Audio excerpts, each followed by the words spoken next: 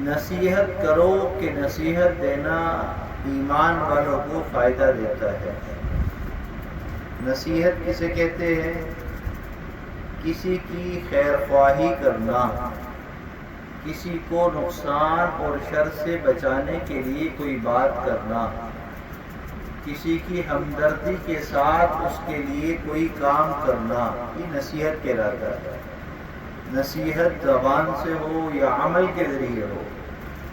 کوئی گڑھے میں گر رہا ہے، اس کو پکڑ لیا تو یہ بھی نصیحت کے زمرے میں ہے کہ اس کی خیر خواہی کی، عملی نصیحت اختیار کی کہ اس کو بچا لیا۔ کوئی غلط راستے پر جانا چاہتا ہے، اس کو سمجھایا کہ اس راستے پر یہی نقصانات ہیں۔ کوئی شر یا تکلیف والا معاملہ ہے، اس سے بچانے کے لیے کوئی پلاننگ کرنا، یہ سب کی سب نصیحت کے اندر آتی ہیں باتیں۔ اللہ تعالیٰ کو نصیحت کرنا بہت زیادہ پسند ہے۔ یہی وجہ ہے کہ قرآن پاک میں جا بجا اللہ تعالیٰ نے اپنے بندوں کو نصیحت کی ہے اور حکم دیا وَذَكِّرْ فَإِنَّ الذِّكْرَىٰ تَنفَعُ الْمُؤْمِنِينَ کہ نصیحت کرو کہ نصیحت کرنا ایمان والوں کو فائدہ دیتا ہے۔ آسان الفاظ میں یوں کہیے کہ ایک دوسرے کی ہمدردی کرنا، ایک دوسرے کے کام آنا، ایک دوسرے کی اچھائی کے اندر ساتھ دینا اور برائی اور شر اور نقصان سے بچانے کی تدبیر کرنا، یہ نصیحت ہے۔ قرآن پاک میں ایک سورت ہے، سورت لقمان۔ ایک اللہ کے نیک بندے تھے، شکل کے کالے، جس کو حبشی کہا جاتا ہے، لیکن انہوں نے اپنے بیٹے کو اتنی اچھی اچھی باتیں بتلائیں، اتنی اچھی اچھی نصیحتیں کی، اللہ تعالیٰ کو ان کی باتیں اتنی پسند آئی کہ قرآن پاک میں ان کے نام سے سورت بھی ہے اور ان کا پورا واقعہ بھی ہے۔ اللہ کو جو پسند آ جائے، اللہ کے ہاں تو قابلیت نہیں، قبولیت چلتی ہے۔ اللہ ظاہر کو نہیں دیکھتے، اللہ تو دل کو دیکھتے ہیں۔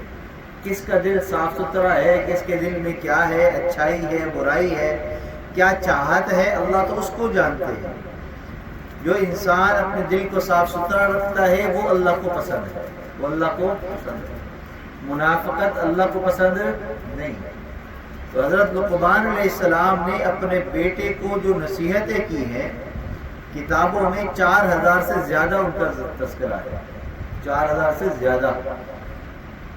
تو مشائخ اعظام نے ان 4000 میں سے 4 نصیحتیں وہ ہمارے لیے بیان کی، اس کا نچوڑ نکال کر کہ اگر ہم اس پر عمل کر لیں تو انشاءاللہ زندگی میں ہمیں ہر کام میں فائدہ ہوگا۔ سب سے پہلی نصیحت تھی احفظ عینک، اپنی آنکھوں کی حفاظت کرو، فی بیوت الناس، جب تم لوگوں کے گھروں میں جاؤ۔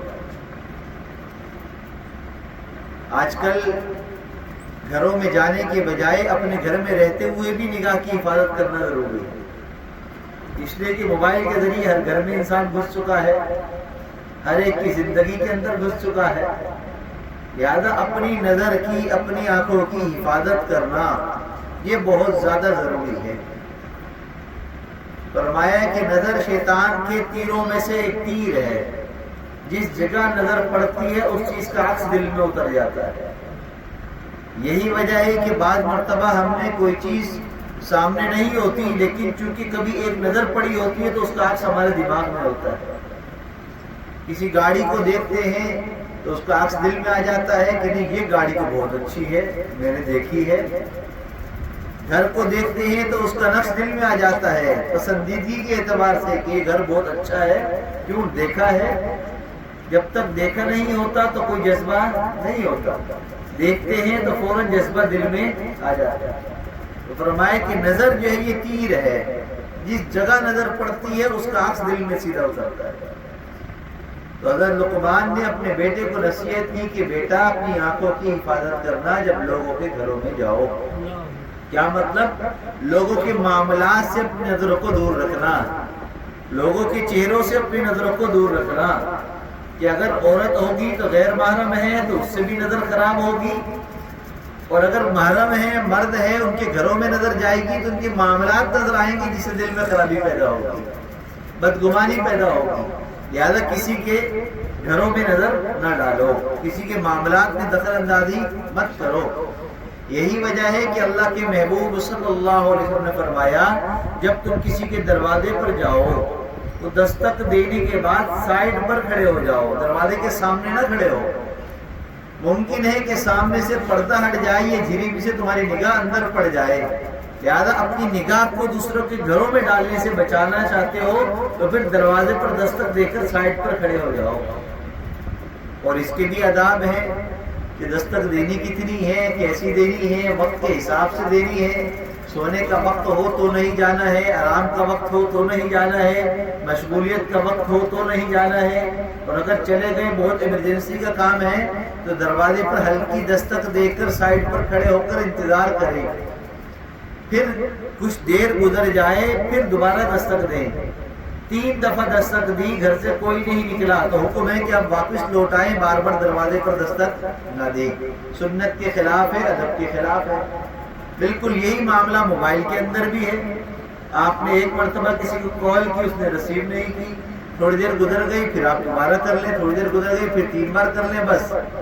یہ نہیں ہے کہ اب دوسرا کال نہیں اٹھا رہا تو بار بار کرتے رہو، یہاں تک کہ سامنے والا جب اپنی پریشانی سے باہر آئے اور وہ مس کالیں دیکھ کر حیران ہو جائے کہ 15 مس کالیں، 30 مس کالیں، پریشان جو پتہ نہیں کیا معاملہ ہو گیا۔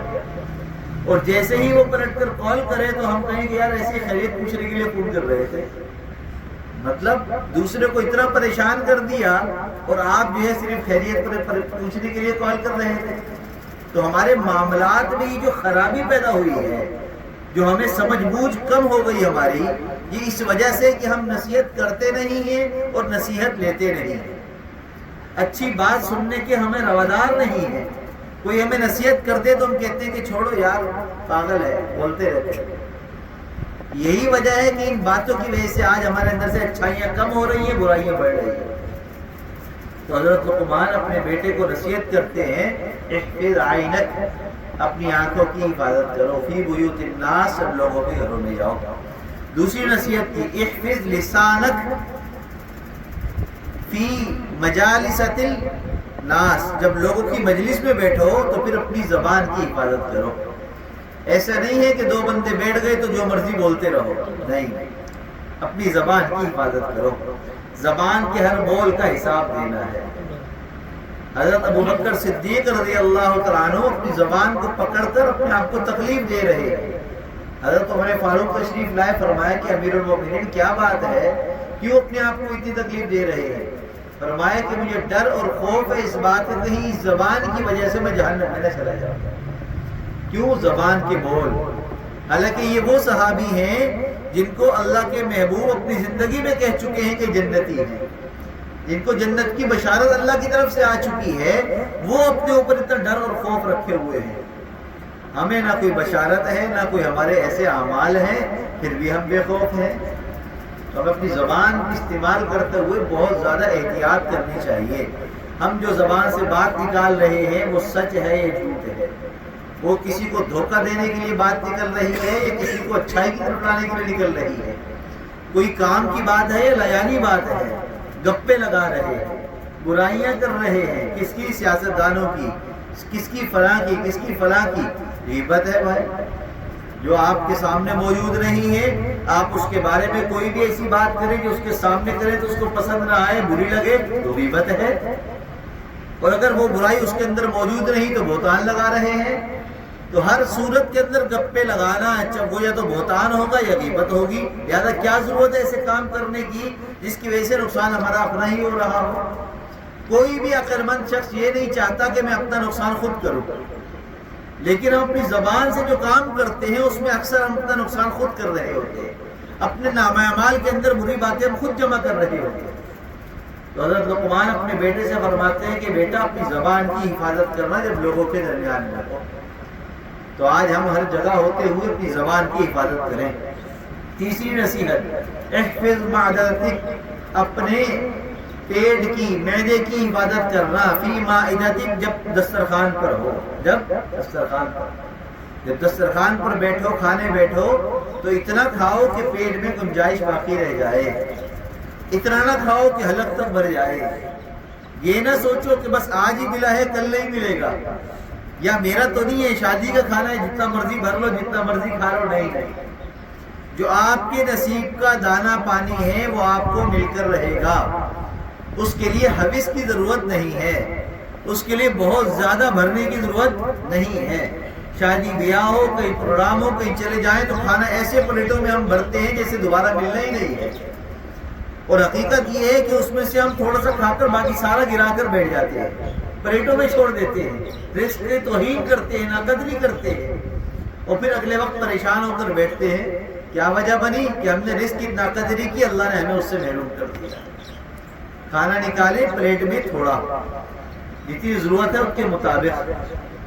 اللہ کے محبوب نے فرمایا کہ جب کھانا کھاؤ تو اپنے آگے سے کھاؤ، اور جب سالن 3 لقمے سے کم ہو تو اس کو نہ چھوڑو، کم ہے اس کو صاف کرو پلیٹ۔ اگر 3 لقمے سے زیادہ کا سالن ہے پھر اس کو چھوڑ کر سائڈ پر کر اٹھ جاؤ، لیکن پلیٹ میں پھیلا ہوا ہونا، کبھی ادھر سے لقمہ لگا لیا، کبھی ادھر سے لگا لیا، کبھی یہاں سے لگا لیا، یہ سنت اور ادب کے خلاف ہے۔ بسم اللہ پڑھ کر کھاؤ تاکہ کھاتے ہوئے ایک لمٹ قائم رہے۔ فرمایا کہ جب کھانا کھانے بیٹھو تو اپنا ہاتھ اس وقت روک لو جب کھانے کی گنجائش پیٹ میں باقی ہو، مطلب ابھی آپ کو طلب باقی ہے تو کھانے سے ہاتھ کو روک لو۔ آپ 2 روٹی کھانا چاہتے ہیں تو آپ 1.5 روٹی کھائیں تاکہ آدھی روٹی کی طلب باقی ہو، پانی پینا ہے، ہوا کے لیے جگہ باقی رہے۔ فائدہ کیا ہوگا؟ بیماریاں نہیں ہوں گی، سب سے بڑا فائدہ معدہ خراب نہیں ہوگا، اس کی وجہ سے سستی کاہلی بدن میں نہیں آئے گی، بدن چست رہے گا، بدن زیادہ پھولے گا نہیں کہ چلنے کے اندر پریشانی ہو۔ آج کیا وجہ ہے کہ آج گرمی ہو، سردی ہو، موسم ہو، لیکن مسجد کی طرف نہیں قدم اٹھتے؟ کیوں نہیں اٹھا جاتا؟ کرسی پر بیٹھے ہیں، پنکھا لگا ہے، اذان ہو چکی ہے، لیکن دل نہیں کرتا اٹھنے کو۔ وجہ کیا ہے؟ معدے بھر رہے ہیں، جس کی وجہ سے بدن نڈھال ہو جاتا ہے، چلنے کے قابل نہیں رہتے ہیں، اور ادھر کیا ہوتا ہے؟ بس یہ کام تھا، وہ کام تھا، لگے کوئی کام نہیں تھا۔ اسی وقت کے اندر چائے پینی ہو تو چائے پینے کے لیے کام وقت ہوگا، کہیں جانا ہو تو اس کے لیے وقت ہوگا، لیکن نماز کے لیے نہیں اٹھا جائے گا۔ یہاں تک کہ اس سستی کی وجہ سے گھروں کے کاموں کے اندر ہمارے یہاں سستی آ گئی ہے کہ گھر کے کام ڈیلے ہو رہے ہیں۔ کیوں؟ سستی کی وجہ سے، کھانا زیادہ کھانے لگے ہیں۔ صحابہ کرام رضوان اللہ علیہ مجمعین اتنا کھاتے تھے کہ ان کے پیٹ میں گنجائش باقی رہتی تھی۔ یہی وجہ ہے کہ اللہ کے محبوب نے فرمایا کہ ہر پیر کو روزہ رکھو، جمعرات کو روزہ رکھو۔ کیوں؟ روزہ رکھنے سے معدہ خالی رہے گا، دماغ صحیح رہے گا، بدن تندرست رہے گا، بدن کے اندر قوت زیادہ پیدا ہوگی۔ تاریخ اٹھا کر دیکھ لیجئے، کھا کر مرنے والوں کی تعداد تو ملے گی، لیکن فاقے سے مرنے والوں کی تعداد نہیں ملے گی کہ فاقے سے کوئی مر گیا۔ فاقے سے لوگ مرتے نہیں ہیں، نڈھال ہو جاتے ہیں، بے ہوش ہو جاتے ہیں، بالکل موت واقع نہیں ہوتی، موت تو اپنے وقت پر آنی ہے، لیکن کھا کر مرنے کی مثالیں بے شمار موجود ہیں۔ تو اس لیے کھانے میں ہم کنٹرول کریں۔ ابھی بقرعید، عید الاضحیٰ گزری ہے، جہاں جائیں گے گوشت ہوگا۔ گوشت اتنا فائدہ مند تو نہیں، نقصان دہ بھی ہے، معدے کو گرم کرتا ہے اور بیماریاں پیدا کرتا ہے، احتیاط کیجیے۔ اتنا جمع کر لیں گے کہ اگلی عید تک گوشت چل رہا ہے۔ وہ ایک ویڈیو دیکھی، عید کا دن ہے، شام کے وقت میں وہ ایک بندہ بائک کے اوپر جو ہے وہ گوشت لے کر جا رہا ہے۔ کسی نے پوچھا کہ بھی کہاں جا رہا ہے؟ کہنے لگا کہ گوشت خراب ہو گیا، پھینکنے جا رہا ہوں۔ کہا کہ گوشت خراب ہو گیا؟ ابھی گزرے ہوئے 2 دن تو ہوئے ہیں، تیسرا دن ہے، گوشت خراب بھی ہو گیا؟ کہنے لگا نہیں، پچھلی عید کا گوشت، پچھلی عید کا گوشت، گزشتہ سال کی عید کا گوشت ابھی تک چل رہا تھا، اب وہ خراب ہو گیا، اب نیا گوشت آ گیا، تب اس کو پھینکنے جا رہے ہیں۔ دیکھنے میں تو ایک فنی ویڈیو ہے، لیکن اس میں پیغام ہے کہ ہم سب کی حالت ایسی ہی ہے۔ ہم بچا کر رکھنے میں حفظ کے اندر اتنا بڑھ گئے ہیں کہ اس کا خیال ہی نہیں رکھتے ہیں کہ ہمارے ارد گرد کتنے لوگ ضرورت مند ہیں، ہمارا پیٹ بھر جائے۔ یہی وجہ ہے کہ دسترخوان پر بیٹھ کر بھی ہماری حرص کوئی ہوتی ہے کہ ہم اپنی پلیٹ بھر لیں، دوسرا چاہے بھوکا رہ جائے، دوسرے کو ملے نہ ملے۔ تو حضرت لقمان اپنے بیٹے سے فرماتے ہیں کہ بیٹا، اپنے معدے کی حفاظت کرنا جب تم دسترخوان پر بیٹھو، ہمیشہ یہ سوچ کر بیٹھو کہ میرے مقدر کا دانہ کوئی دوسرا نہیں کھا سکتا، میرے مقدر کا پانی کوئی دوسرا نہیں پی سکتا۔ انشاءاللہ آپ کو اپنا حصہ بقدر جثہ مل کر رہے گا، کوئی آپ کا دانہ نہیں کھا سکے گا۔ چوتھی نصیحت حضرت لقمان نے اپنے بیٹے سے فرمائی کہ اپنے دل کی حفاظت کرنا جب تم نماز پڑھنے کھڑے ہو۔ دل کی حفاظت کب ہوگی؟ جب دل کے اندر اللہ کی محبت ہوگی، جب دل کے اندر اللہ سے ملاقات کی تڑپ ہوگی، جب دل اللہ کی طرف مائل ہوگا۔ آج ہماری حالت تو یہ ہے کہ ہم مشکل سے جمعہ نماز پڑھ لیں، یا کبھی ہمیں وقت مل گیا تو نماز پڑھ لیں، لیکن اس میں بھی حالت یہ ہوتی ہے کہ گرمی لگ رہی ہے، مچھر کاٹ رہے ہیں، دھیان دکان کی طرف ہے، مختلف کاموں کی طرف دھیان ہے، نماز پڑھتے ہوئے ہر طرح کی سوچ آ رہی ہوتی ہے۔ وہ ایک شخص تھا، اس کے کچھ پیسے، سونا جو ہے وہ گم ہو گیا، اس کو مل نہیں رہا تھا۔ امام اعظم ابو حنیفہ رحمۃ اللہ علیہ کے پاس آیا، کہنے لگا کہ حضرت کافی دن ہو گئے، اس طریقے سے معاملہ ہو گیا، مجھے گمی ہوئی چیز مل نہیں رہی ہے اتنی قیمتی کہ اس کی مجھے سخت ضرورت ہے۔ فرمایا کہ اچھا ایسا کرو، تم اخلاص کے ساتھ 2 رکعت نماز پڑھو، وضو اچھے سے کرنا، نماز بھی اللہ کے دھیان لگا کر پڑھنا۔ جیسے ہی اس نے نماز کی نیت باندھی، وضو کر اس کو فوراً یاد آ گیا کہ اس نے وہ چیز کہاں رکھی تھی۔ کیا وجہ بنی؟ جتنا اللہ کی طرف دھیان بڑھائیں گے اتنا خیالات زیادہ آئیں گے، ان خیالات سے اپنے آپ کو بچانا ہے۔ خیالات کا آنا برا نہیں ہے، لیکن خیالات کے آنے کے بعد ان خیالات کے پیچھے چلے جانا بری بات ہے، نماز کو بھول جانا بری بات ہے۔ لہذا خیال آئے اس کو جھٹک دیں۔ اس کا طریقہ کار کیا ہے؟ نماز جس ٹائم پر ہوتی ہے اس سے 5-10 منٹ پہلے مسجد میں آئیں، سنت پڑھیں، قرآن کی تلاوت کریں، ذکر کریں۔